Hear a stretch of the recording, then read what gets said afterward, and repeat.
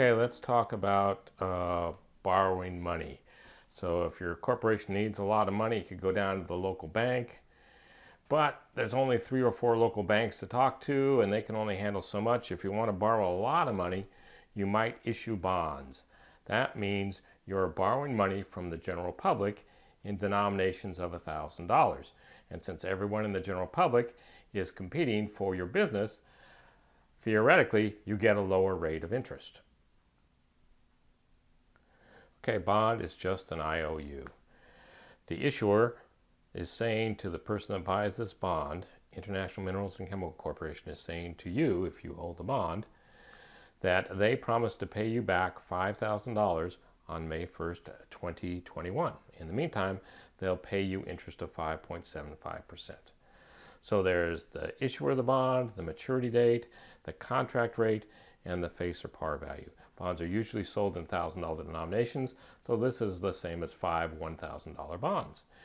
And the thing is that bonds almost always pay interest semi-annually. Our book talks about annual payments of interest, but we're going to talk about semi-annual payments twice a year. All right, this is a little bit beyond the scope of our first accounting class, but let's find the price of a 10% 20-year bond. Let's assume the bond is dated January 1st. Interest payments are due July 1st and January 1st. Remember, our textbook talks in the beginning about annual payments of interest, but in the real world, bonds pay interest twice a year. Let's assume the original principal amount is $100,000 and the market rate is 10%. So the contract rate on the bond is 10% and the market rate is 10%. If the contract rate and the market rate are the same, we should be selling this bond at face value, because the price of a bond is the present value of the future cash flows. And if we're discounting a 10% bond at a 10% rate to find the present value, we should get the face value. Well, what does all that jargon mean? Let's do a quick lesson on present value. So the price of a bond is the present value of the future cash flows discounted at the market rate. That's a lot of words. Let's talk about present value. Let's say my ex-brother-in-law owes me $100. And he says, I can give you $100 today, I know I owe to you, or I can give it to you a year from now. Well, if I can earn 2% on my money, if he gives me that $100 today, I'll put it in the bank, and at the end of 1 year, I'll have $102. So I say to him, I'd rather have that $100 today than a year from now. The tricky part comes if he says, I know I owe you $100, I can either give you $100 today or $102 a year from now. Well, from my point of view, those are both the same amounts of money. In other words, $100 is the present value of $102 to be received 1 year from now, assuming a 2% rate. And so that's what we mean by present value. And when we find the price of a bond, we'll look at all the future cash flows and we'll find out what they're worth today.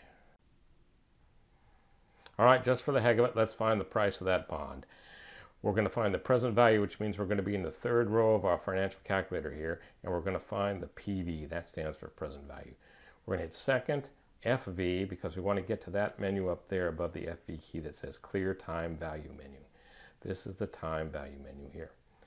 So what's the end? It's a 20-year bond. We pay interest twice a year. That means there's 40 periods. 40 is the end.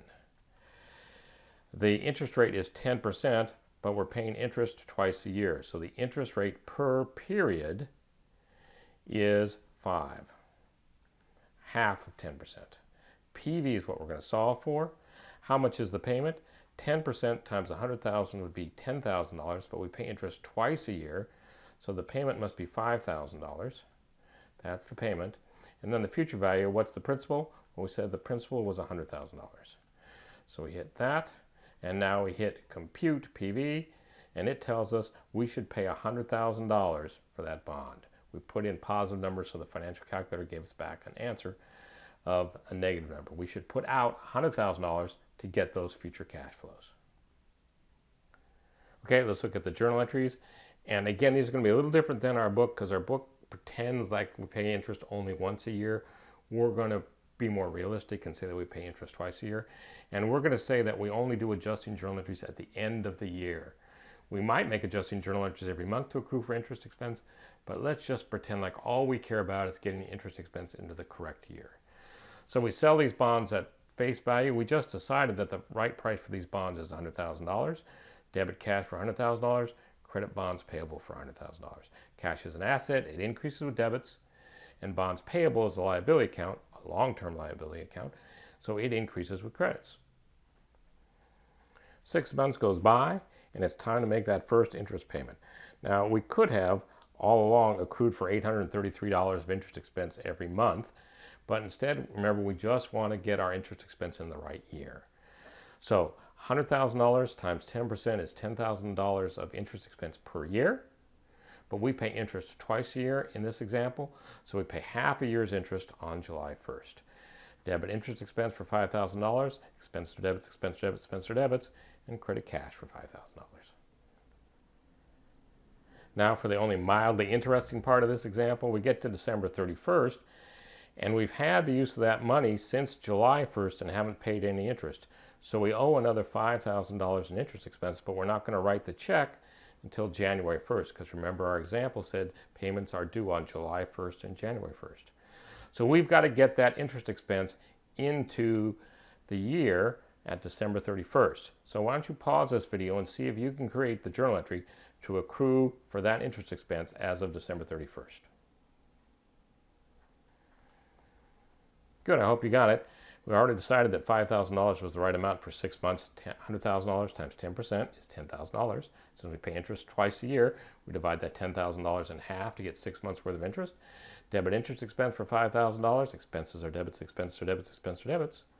And credit interest payable, a liability account for $5,000. This is a current liability because it's due in 1 day. Then January 1st comes, we take that liability account off our books. Liabilities increase with credits and decrease with debits. And we pay the $5,000 cash. Cash is an asset. It increases with debits and decreases with credits. So in summary, issuing bonds, selling bonds means borrowing money from the public. Since we're accessing the public, we should get a lower rate. Bonds usually are bullet type loans. They pay interest every 6 months and then the principal at the end.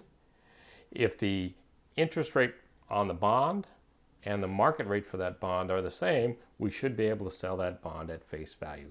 So if it's $100,000 worth of bonds and the interest rate on the bonds is equal to the market rate, let's say they're both 10%, we sell those bonds at face value, or $100,000. Hope that helps.